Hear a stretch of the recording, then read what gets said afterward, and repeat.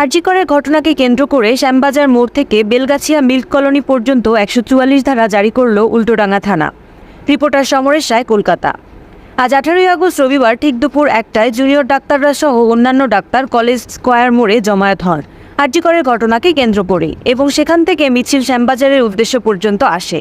যখন junior doctor, senior doctor থেকে নার্সরা বিক্ষোভ দেখাচ্ছেন, আন্দোলন করছেন, অন্যান্য হসপিটালে জুনিয়র ডাক্তার, নার্স ও সিনিয়র ডাক্তাররা মিলিতভাবে আরজি করের বিক্ষোভ দেখাতে সামিল হচ্ছেন, এবং জুনিয়র ডাক্তাররা যখন স্লোগানে মাতোয়ারা আজ তার দিদির বিচারের জন্য, দোষীদের শাস্তি চাই, দোষীদের ফাঁসি চাই, আসল দোষীদের সবার সম্মুখে আনা চাই, এবং যারা 14 তারিখে রাতে ঘটনাটা ঘটিয়েছে তাদের চিহ্নিত করতে হবে, এই দাবি নিয়ে যখন আজও কলেজ স্কয়ার থেকে বিশাল মিছিল নিয়ে আরজি কর জুনিয়র ডাক্তাররা শ্যামবাজার মোড়ে আসেন এবং আরজি করের দিকে যাওয়ার প্রস্তুতি নেন, তখন মাইকিংয়ে করে পুলিশ অফিসাররা ঘোষণা করেন শ্যামবাজার মোড় থেকে বেলগাছিয়া মিল কলোনি পর্যন্ত উল্টোডাঙ্গা থানার অধীনে 144 ধারা জারি করা হয়েছে সবার সুরক্ষার জন্য।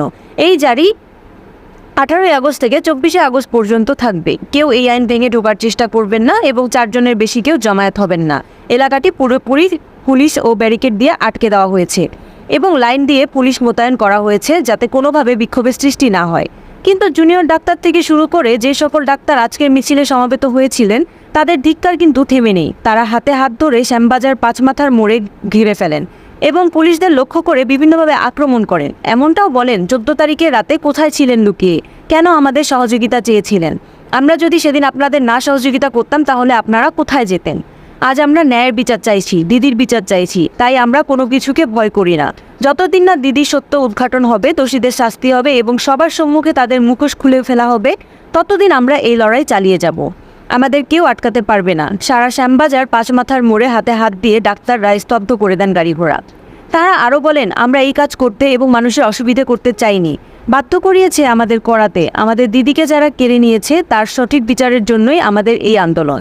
আজ এক দিদিকে করেছে, কালকে আমাদের আরও কত দিদি বোনকে এরকম করবে তার প্রমাণ আমরা পাচ্ছি।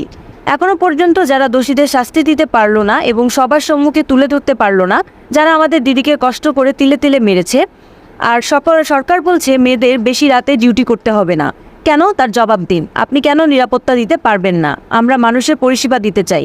সরকার আমাদের সুরক্ষা দিতে না পারার জন্যই এই কথা বলেছেন, কিন্তু আমরা নির্দেশ মানব না। আমরা সবাই যেমন ডে নাইট ডিউটি করতাম তেমনই করব। বেশ কিছুক্ষণ পাঁচমাথার মোড় অবরুদ্ধ করার পর দিদির উদ্দেশ্যে কিছু বক্তৃতা এবং সঙ্গীত গেয়ে আজকের এই মিছিল শেষ করেন। শুধু তাই নয়, আজকের এই মিছিলে আগামীকালের একটা প্রস্তুতি তুলে ধরেন। যেহেতু কাল রাখি উৎসব, যে রাখির মধ্যে লেখা থাকবে তার দিদির স্মৃতি, তারা আগামীকাল মেডিকেল কলেজের সামনে এই রাখি উৎসব পালন করবেন। সকলকে আসার আহ্বান জানান।